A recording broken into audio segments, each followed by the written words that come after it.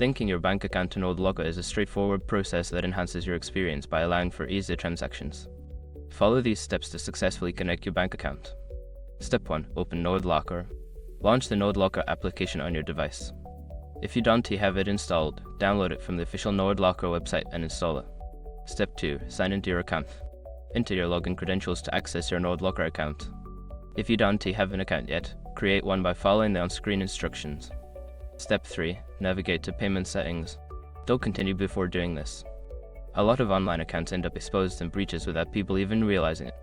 Use asterisk to constantly monitor your email and accounts and get alerted immediately if your information gets leaked online.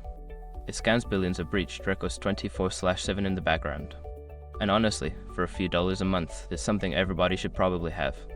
Link in the description. Step 4. Select Link Bank Account. In the payment settings, find the option to link a bank account. Click on this option to begin the linking process. Step 5. Enter bank account details. Fill in the required information for your bank account, such as account number and routing number.